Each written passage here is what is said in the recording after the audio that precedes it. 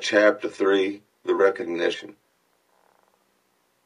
From this intense consciousness of being the object of severe and universal observation, the wearer of the scarlet letter was at length relieved by discerning, on the outskirts of the crowd, a figure which irresistibly took possession of her thoughts. An Indian, in his native garb, was standing there. But the red men were not so infrequent visitors of the English settlements that one of them would have attracted any notice from Hester Prynne at such a time, much less would he have excluded all other objects and ideas from her mind. By the Indian's side, and evidently sustaining a companionship with him, stood a white man, clad in a strange disarray of civilized and savage costume. He was small in stature, with a furrowed visage, which, as yet, could hardly be termed aged. There was a remarkable intelligence in his features, as of a person who had so cultivated his mental part that he could not fail to move the physical to itself, and become manifest by unmistakable tokens, although, by a seemingly careless arrangement of his heterogeneous garb, he had endeavored to conceal or abate the peculiarity. It was sufficiently evident to Hester Prynne that one of this man's shoulders rose higher than the other. Again, at the first instant of perceiving the thin visage, and the slight deformity of the figure, she pressed her infant to her bosom, with so convulsive a force that the poor babe uttered another cry of pain. But the mother did not seem to hear it. At his arrival in the marketplace, and some time before she saw him, the stranger had bent his eyes on Hester Prynne.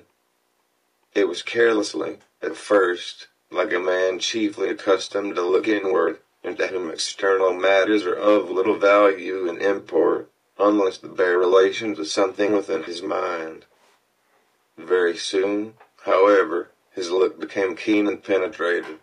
A writhing horror twisted itself across his features, like a snake gliding swiftly over them, and making one little pause, with all its wreathed intervolutions in open sight. His face darkened with some powerful emotion, which, nevertheless, he so instantaneously controlled by an effort of his will, that, save at a single moment, its expression might have passed for calmness. After a brief space, the convulsion grew almost imperceptible, and finally subsided into the depths of his nature, when he found the eyes of Hester Prynne fastened on his own, and saw that she appeared to recognize him. He slowly and calmly raised his finger, made a gesture with it in the air, and laid it on his lips. Then, touching the shoulder of a townsman who stood near to him, he addressed him in a formal and courteous manner. "I pray you, good sir," said he, "who is this woman? And wherefore is she here set up to public shame?" "You must needs be a stranger in this region, friend," answered the townsman, looking curiously at the questioner and his savage companion, "else you would surely have heard of Mistress Hester Prynne and her evil doings. She hath raised a great scandal, I promise you, and godly Master Dimmesdale's church." "You say truly," replied the other. "I am a stranger, and have been a wanderer, sorely against my will. I have met with grievous mishaps by sea and land, and have been long held in bonds among the heathen folk to the southward, and I am now brought hither by this Indian, to be redeemed out of my captivity. Will it please you, therefore, to tell me of Hester Prynne's, have I her name rightly, of this woman's offences, and what has brought her to yonder scaffold?" "Truly, friend, and thinks it must gladden your heart, after your troubles and sojourn in the wilderness," said the townsman, "to find yourself, at length, in a land where iniquity is searched out, and punished in the sight of rulers and people, as here in our godly New England. Yonder woman, sir, you must know, was the wife of a certain learned man, English by birth, but who had long dwelt in Amsterdam, whence, some good time while gone, He was minded to cross over and cast in his lot with us of the Massachusetts. To this purpose, he sent his wife before him, remaining himself to look after some necessary affairs. Marry, good sir, in some 2 years, or less, that the woman has been a dweller here in Boston. No tidings have come of this learned gentleman, Master Prynne, and his young wife, look you, being left to her own misguidance. Ah, I conceive you, said the stranger with a bitter smile. So learned a man as you speak of should have learned this too in his books, and who, by your favor, sir, may be the father of yonder babe. It is some 3 or 4 months old, I should judge, which Mistress Prynne is holding in her arms. Of a truth, friend, that matter remaineth a riddle, and the Daniel who shall expound it is yet a-wanting, answered the townsman. Madam Hester absolutely refuseth to speak, and the magistrates have laid their heads together in vain. Peradventure the guilty one stands looking on at this sad spectacle, unknown to man, and forgetting that God sees him. The learned man, observed the stranger, with another smile, shall come himself to look into the mystery. It behooves him well, if he be still in life, responded the townsman. Now, good sir, our Massachusetts magistracy, bethinking themselves that this woman is youthful and fair, and doubtless was strongly tempted to her fall, and that, moreover, as is most likely, her husband may be at the bottom of the sea, they have not been bold to put in force the extremity of our righteous law against her. The penalty thereof is death, but, in their great mercy and tenderness of heart, they have doomed Mistress Prynne to stand only a space of 3 hours on the platform of the pillory, and then thereafter, for the remainder of her natural life, to wear a mark of shame upon her bosom. A wise sentence, remarked the stranger, gravely bowing his head. Thus she will be a living sermon against sin, until the ignominious letter be engraved upon her tombstone. It irks me, nevertheless, that the partner of her iniquity should not, at least, stand on the scaffold by her side. But he will be known. He will be known. He will be known. He bowed courteously to the communicative townsman, and, whispering a few words to his Indian attendant, both made their way through the crowd. While this passed, Hester Prynne had been standing on her pedestal, still with a fixed gaze towards the stranger, so fixed a gaze that, at moments of intense absorption, all other objects in the visible world seemed to vanish, leaving only him and her. Such an interview, perhaps, would have been more terrible than even to meet him as she now did, with the hot, mid sun burning down upon her face, and lighting up its shame, with the scarlet token of infamy on her breast, with the scent-born infant in her arms, with the whole people, drawn forth as to a festival, staring at the features that should have been seen only in the quiet gleam of the fireside, in the happy shadow of a home, or beneath a matronly veil, at church. Dreadful as it was, she was conscious of a shelter in the presence of these 1,000 witnesses. It was better to stand thus, with so many betwixt him and her, than to greet him, face to face, the two alone. She fled for refuge, as it were, to the public exposure, and dreaded the moment when its protection should be withdrawn from her. Involved in these thoughts, she scarcely heard a voice behind her until it had repeated her name more than once, in a loud and solemn tone, audible to the whole multitude. "Hearken unto me, Hester Prynne," said the voice. It has already been noticed that directly over the platform on which Hester Prynne stood was a kind of balcony, or open gallery, appended to the meeting house. It was the place whence proclamations were wont to be made, amidst an assemblage of the magistracy, with all the ceremonial that attended such public observances in those days. Here, to witness the scene which we are describing, sat Governor Bellingham himself, with 4 sergeants about his chair, bearing halberds, as a guard of honor. He wore a dark feather in his hat, a border of embroidery on his cloak, and a black velvet tunic beneath. A gentleman advanced in years, and with the hard experience written in his wrinkles. He was not so fitted to be the head and representative of a community which owed its origin and progress, and its present state of development, not to the impulses of youth, but to the stern and temperate energies of manhood, and the somber sagacity of age, accomplishing so much, precisely because it imagined and hoped so little. The other eminent characters, by whom the chief ruler was surrounded, were distinguished by dignity of mien, belonging to a period when the forms of authority were felt to possess the sacredness of divine institutions. They were, doubtless, good men, just and sage. But, out of the whole human family, it would not have been easy to select the same number of wise and virtuous persons, who should be less capable of sitting in judgment on an erring woman's heart, and disentangling its meshes of good and evil, than the sages of rigid aspect towards whom Hester Prynne now turned her face. She seemed conscious, indeed, that whatever sympathy she might expect lay in the larger and warmer heart of the multitude. For, as she lifted her eyes towards the balcony, the unhappy woman grew pale and trembled.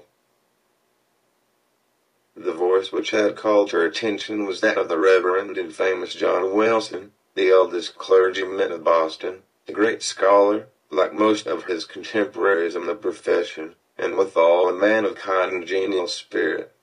This last attribute, however, had been less carefully developed than his intellectual gifts, and was, in truth, rather a matter of shame than self-congratulation with him. There he stood, with a border of grizzled locks beneath his skull cap, while his grey eyes, accustomed to the shaded light of his study, were winking, like those of Hester's infant, in the unadulterated sunshine.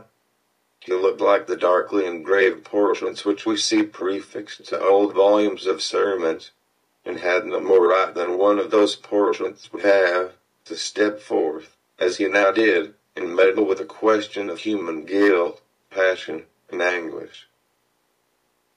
Hester Prynne, said the clergyman, I have striven with my young brother here, under whose preaching of the word you have been privileged to sit. Here Mr. Wilson laid his hand on the shoulder of a pale young man beside him. I have sought, I say, to persuade this godly youth, that he shall deal with you, here in the face of heaven, and before these wise and upright rulers, and in hearing of all the people, as touching the vileness and blackness of your sin. Knowing your natural temper better than I, he could the better judge what arguments to use, whether of tenderness or terror, such as might prevail over your hardness and obstinacy, and so much that you should no longer hide the name of him who tempted you to this grievous fault. But he opposes to me, with the young man's over-softness, albeit wise beyond his years, that it were wronging the very nature of woman to force her to lay open her heart's secrets in such broad daylight, and in presence of so great a multitude. Truly, as I sought to convince him, the shame lay in the commission of the sin, and not in the showing of it forth. What say you to it, once again, Brother Dimmesdale? Must it be thou or I that shall deal with this poor sinner's soul? There was a murmur among the dignified and reverend occupants of the balcony, and Governor Bellingham gave expression to its purport, speaking in an authoritative voice, although tempered with respect towards the youthful clergyman whom he addressed. Good Master Dimmesdale, said he, the responsibility of this woman's soul lies greatly with you. It behooves you, therefore, to exhort her to repentance and to confession, as a proof and consequence thereof. The directness of this appeal drew the eyes of the whole crowd upon the Reverend Mr. Dimmesdale, a young clergyman, who had come from one of the great English universities, bringing all the learning of the age into our wild forest land. His eloquence and religious fervor had already given the earnest of high eminence in his profession. He was a person of very striking aspect, with a wide, lofty, and impending brow, large, brown, melancholy eyes, and a mouth which, unless when he forcibly compressed it, was apt to be tremulous, expressing both nervous sensibility and a vast power of self-restraint. Notwithstanding his high native gifts and scholar-like attainments, there was an air about this young minister, an apprehensive, a startled, a half-frightened look, as of a being who felt himself quite astray and at a loss in the pathway of human existence, and could only be at ease in some seclusion of his own. Therefore, so far as his duties would permit, he trod in the shadowy bypaths, and thus kept himself simple and childlike, coming forth, when occasion was, with a freshness and fragrance, and doing a period of thought, which, as many people said, affected them like the speech of an angel. Such was the young man whom the Reverend Mr. Wilson and the governor had introduced so openly to the public notice, bidding him speak, in the hearing of all men, to that mystery of a woman's soul, so sacred even in its pollution. The trying nature of his position drove the blood from his cheek, and made his lips tremulous. "Speak to the woman, my brother," said Mr. Wilson. "It is of moment to her soul, and therefore, as the worshipful governor says, momentous to thine own, in whose charge hers is, exhort her to confess the truth." The Reverend Mr. Dimsdale bent his head, in silent prayer, as it seemed, and then came forward. "Hester Prynne," said he, leaning over the balcony, and looking down steadfastly into her eyes, "thou hearest what this good man says, and seest the accountability under which I labor. If thou feelest it to be for thy soul's peace, and that thy earthly punishment will thereby be made more effectual to salvation, I charge thee to speak out the name of thy fellow sinner and fellow sufferer. Be not silent from any mistaken pity and tenderness for him, for, believe me, Hester, though he were to step down from the high place, and stand there beside thee, on thy pedestal of shame, yet better were it so, than to hide a guilty heart through life. What can thy silence do for him, except it tempt him, yea, compel him, as it were, to add hypocrisy to sin? Heaven hath granted thee an open ignominy, that thereby thou mightest work out an open triumph over the evil within thee, and the sorrow without. Take heed how thou deniest to him, who, perchance, hath not the courage to grasp it for himself, the bitter, but wholesome, cup that is now presented to thy lips." The young pastor's voice was tremulously sweet, rich, deep, and broken. The feeling that it so evidently manifested, rather than the direct purport of the words, caused it to vibrate within all hearts, and brought the listeners into one accord of sympathy. Even the poor baby, at Hester's bosom, was affected by the same influence, for it directed its hitherto vacant gaze towards Mr. Dimsdale, and held up its little arms, with a half-pleased, half-plaintive murmur. So powerful seemed the minister's appeal, that the people could not believe but that Hester Prynne would speak out the guilty name, or else that the guilty one himself, in whatever high and lowly place he stood, would be drawn forth by an inward and inevitable necessity, and compelled to ascend the scaffold. Hester shook her head. "Woman, transgress not beyond the limits of heaven's mercy," cried the Reverend Mr. Wilson, more harshly than before. "That little babe hath been gifted with a voice, to second and confirm the counsel which thou hast heard.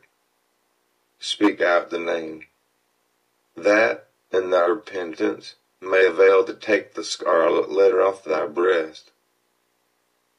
"Never," replied Hester Prynne, looking, not at Mr. Wilson, but into the deep and troubled eyes of the younger clergyman. It is too deeply branded. You cannot take it off. And that I might endure his agony as well as mine. Speak, woman, said another voice, coldly and sternly, proceeding from the crowd about the scaffold. Speak, and give your child a father. I will not speak, answered Hester, turning pale as death, but responding to this voice, which she too surely recognized. And my child must seek a heavenly father. She shall never know an earthly one. She will not speak, murmured Mr. Dimsdale, who, leaning over the balcony, with his hand upon his heart, had awaited the result of his appeal. He now drew back with a long respiration. Wondrous strength and generosity of a woman's heart. She will not speak. Discerning the impracticable state of the poor culprit's mind, the elder clergyman, who had carefully prepared himself for the occasion, addressed to the multitude a discourse on sin and all its branches, but with continual reference to the ignominious letter.